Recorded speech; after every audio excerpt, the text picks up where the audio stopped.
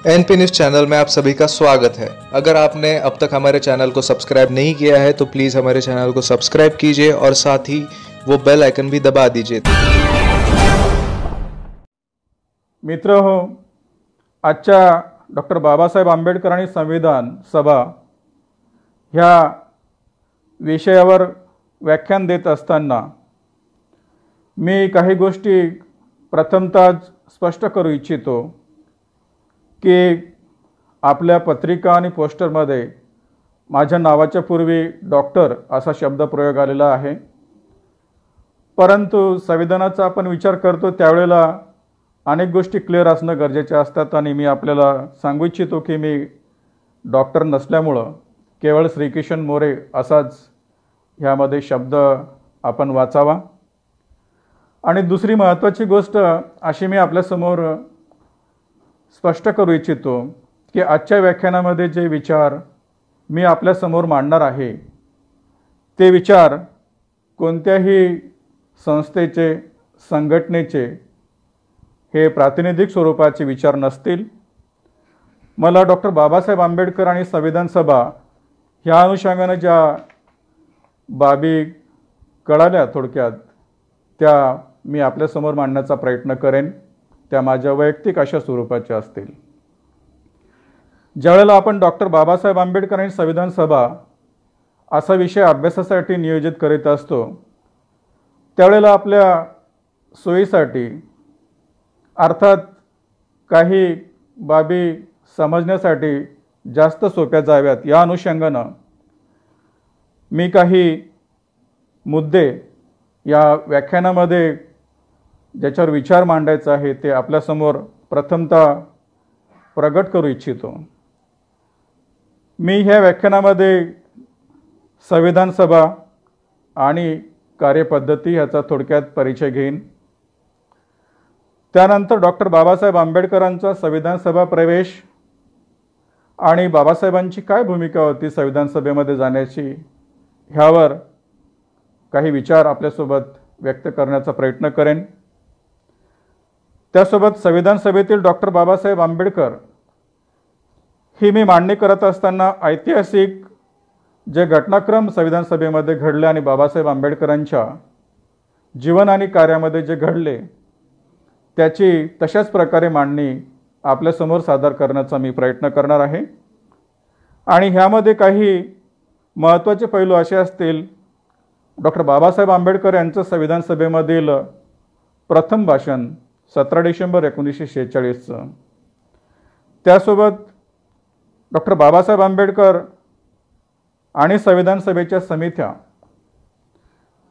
ह्यावर मी आपले विचार व्यक्त करण्याचं नियोजित करीत आहे। आणि त्यामधून केवळ 2 समित्यांमधून डॉक्टर बाबासाहेब आंबेडकरांनी ह्या देशाला संविधान निर्मिती प्रक्रियेमध्ये काय योगदान दिलं ह्यावर काही प्रकाशझोत टाकण्याचा प्रयत्न करेन, ज्यामध्ये ॲडव्हायझरी कमिटी आणि ड्राफ्टिंग कमिटी याचा उल्लेख असेल। त्यासोबत डॉक्टर बाबासाहेब आंबेडकरांचा संविधान सभेमधून ह्या देशाला काय संदेश होता आणि काय इशारा दिला होता, अर्थात त्यांच्या समारोपाचं 25 नोव्हेंबर 1949चं भाषण मी आपल्यासमोर बाबासाहेबांचे विचार काही मांडण्याचा प्रयत्न करेन आणि मग शेवटी ह्या व्याख्यानाचा समारोप होईल। मित्रांनो, ज्यावेळेस आपण डॉक्टर बाबासाहेब आंबेडकर आणि संविधान सभा असा मोठा गहन विषय चर्चेला घेत असतो त्यावेळेला आपल्याला ही उपजत कला राहत नाही। वाङ्मयामध्ये, काव्यामध्ये, गायनामध्ये अगोदरच्या वक्त्यांनी फार सुंदर अशा प्रकारे आपले व्याख्यानं सादर केली। ती त्यांच्यामध्ये फार उपजत अशा प्रकारची निसर्ग प्रदत्त कला होती। परंतु आजचा व्याख्यानाचा जो विषय मला आपण दिलेला आहे त्यासाठी मी अनेक संदर्भ ग्रंथांचा ह्यामध्ये निश्चितच उपयोग केलेला आहे। खास करून त्या सर्व संदर्भ ग्रंथ लेखकांचे आणि प्रकाशकांचे मी इथे ऋणनिर्देश व्यक्त करू इच्छितो, ज्यामध्ये मी व्यक्त करेन की संविधान सभा वादविवाद, लोकसभा सचिवालय, डॉक्टर बाबासाहेब आंबेडकर लेखन आणि भाषणे महाराष्ट्र राज्य, खास करून खंड 1 आणि खंड 13. B. Shiva Rao, framing of Indian constitution. Granville Austin, Indian constitution, the cornerstone of nation. Subhash Kashyap, our constitution. V. D. Mahajan, constitutional history of India. H. R. Khanna, making of India's constitution. Pradeep Gaikwad, Bharatiya Sanvidhan. आणि धनंजय कीर, डॉक्टर बाबासाहेब आंबेडकर. ह्या सर्वांचं प्रथमतः मी फार मोठं आभार व्यक्त करेन की ज्यांच्या माध्यमातून मला हा अभ्यास करता आला आणि आपल्यासमोर उपस्थित होता आलं. ह्या नियोजित व्याख्यानाच्या पहिल्या मुद्द्यावर आपण घ्यायला काही हरकत नाही आहे, आणि तो असा आहे की संविधान सभा आणि त्याची कार्यपद्धती ह्याचा थोडक्यात परिचय आपल्यासमोर जर मी दिला तर डॉक्टर बाबासाहेब आणि संविधान सभा कळण्यासाठी आपल्याला जास्त सुलभ होईल. मित्रांनो, कोणत्याही देशाच्या ज्यावेळेला संविधान निर्मितीचा प्रश्न येतो तर त्या देशातील लोकांना एक आपल्यामधून संविधान निर्माण करण्यासाठी किंवा ते घडवण्यासाठी किंवा ते लिहिण्यासाठी एक मंडळ तयार करणं अपेक्षित असतं, गरजेचं असतं, ज्याला पुढे संविधान सभा असं मानलं जात असतं. आणि आपण सुद्धा भारतीय लोकांनी जे संविधान सभेची मागणी ब्रिटिश कालापासून लावून धरली होती, त्यामधून ब्रिटिशांच्या वेगवेगळ्या कायद्यानुसार वेगवेगळ्या समित्या भारतामध्ये ज्या त्यांनी पाठवल्या, त्यामधून आपल्याला संविधान सभा मिळाली. खास करून त्यामध्ये ऑगस्ट ऑफर, क्रिप्स मिशन आणि कॅबिनेट मिशन ह्या सर्वांचा उल्लेख येथे करता येऊ शकेल. ज्या सर्व डेव्हलपमेंट झाल्या होत्या त्या येथे थोडक्यात सांगण्याचा प्रयत्न मला करावा लागेल, कारण आपल्याकडे फार वेळ नाही आहे.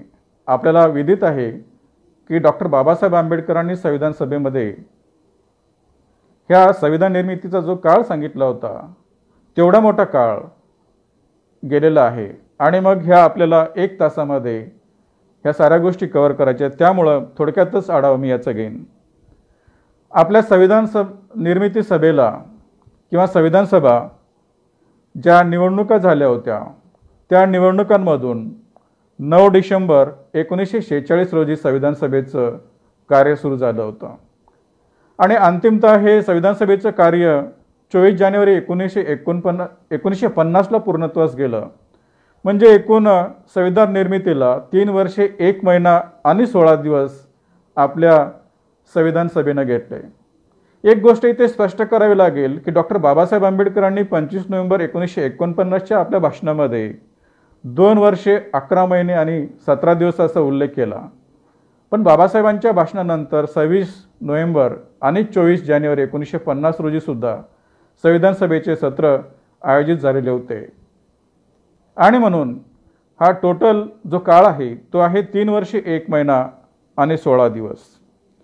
संविधान सभेच्या एकूण 12 सत्रांमधून हे कार्य चाललेलं होतं. संविधान सभेनं आपलं सर्व कार्य 167 दिवसांमध्ये पूर्ण केलं. आपल्या संविधान सभेमध्ये 9 डिसेंबर रोजी 296 सदस्यांपैकी 207 सदस्यांची उपस्थिती होती. तर 26 नोव्हेंबर 1949 ज्या दिवशी आपण संविधान स्वीकृत केलं त्या दिवशी 324 सदस्य हे आपल्या संविधान सभेमध्ये उपस्थित होते. आणि ज्या दिवशी या संविधानावर सह्या झाल्या त्या आहेत 273. हा एकंदरीत जो काळ आहे तो आपल्याला थोडक्यात मांडायचं झाल्यास मी या संविधान निर्मिती प्रक्रियेचे महत्त्वाचे 2 टप्पे करतो, ज्यामध्ये पहिला टप्पा आहे किंवा पहिलं पर्व जे आहे ज्याला मी नेहरू पर्व असं संबोधतो, आणि दुसरं पर्व डॉक्टर बाबासाहेब आंबेडकर पर्व.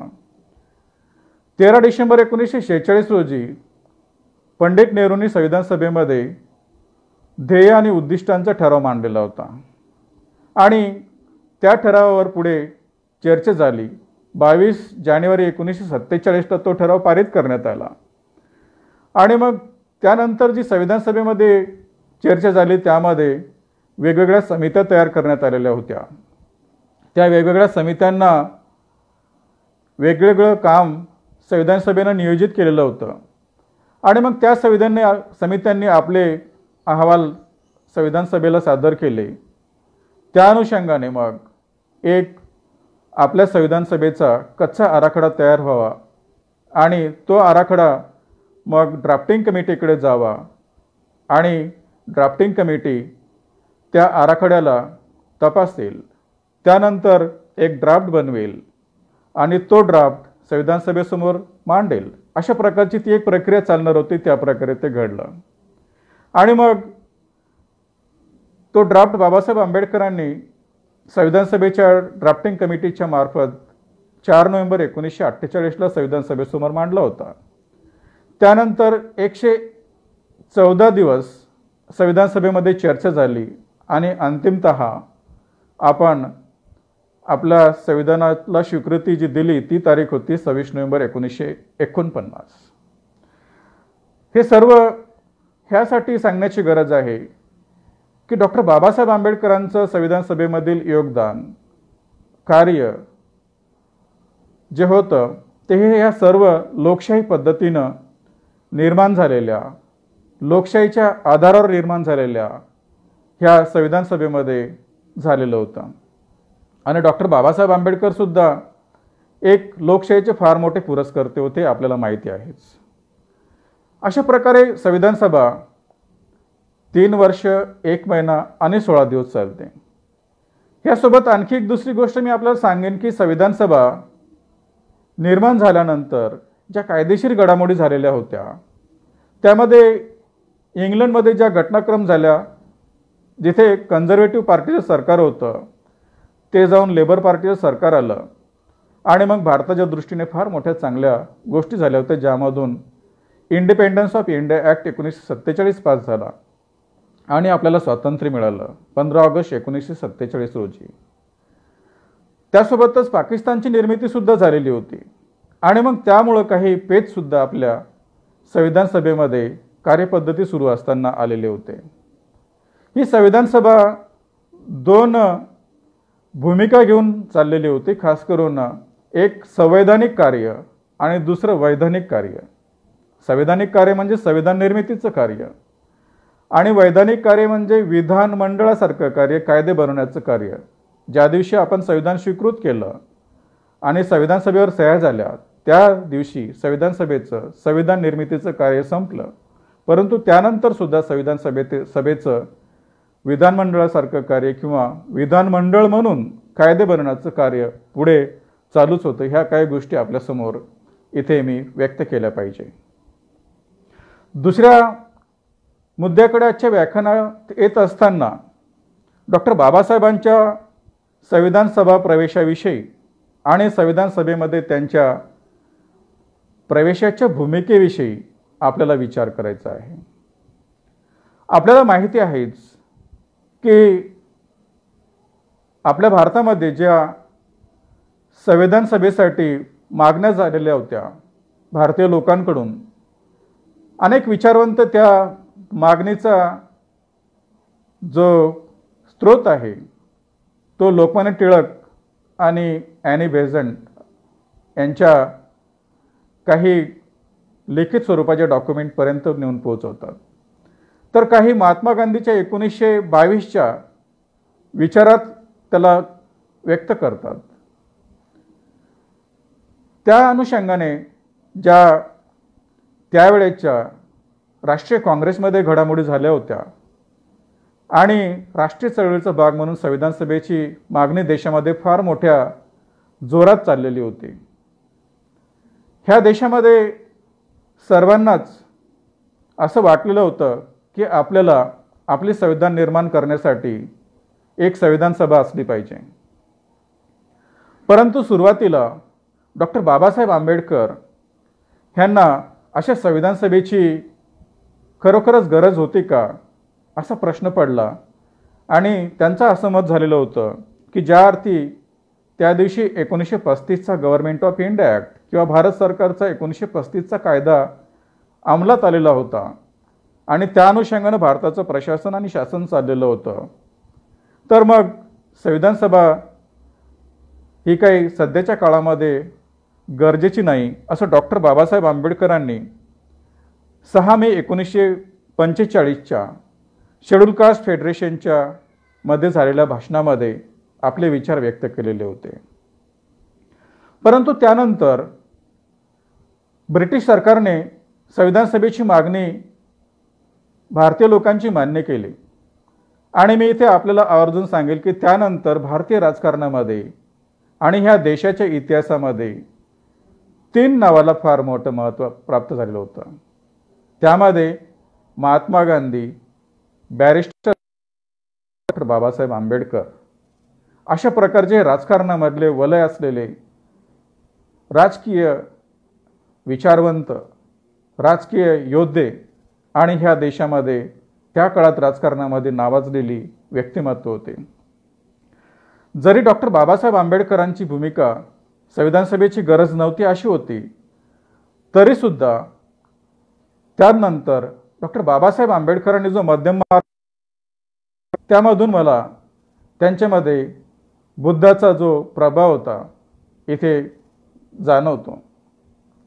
कारण ज्या ज्या वेळेला त्यांना काही महत्त्वाचे निर्णय घ्यायची गरज पडली तर त्यांनी या देशाच्या हिताचे निर्णय घेतलेले आहेत हे आपल्याला त्यांच्या जीवन कार्यावरून दृष्टीस पडेल. आणि त्या दृष्टिकोनातून मग डॉक्टर बाबासाहेब आंबेडकर आणि शेड्यूल कास्ट फेडरेशननं सुद्धा काही उद्दिष्ट घेऊन आपल्या संविधान सभेमध्ये प्रवेश करावा असं ठरवलेलं होतं. खास करून डॉक्टर बाबासाहेब आंबेडकरांनी संविधान सभेमध्ये का गेलं पाहिजे ह्याची काही भूमिका मांडली होती आणि अस्पृश्यांचे हित जोपासणे आणि अस्पृश्य वर्गांना आपले हक्क प्राप्त करून देणे ह्या उद्दिष्टांसाठी ते संविधान सभेमध्ये प्रवेश करू इच्छित होते.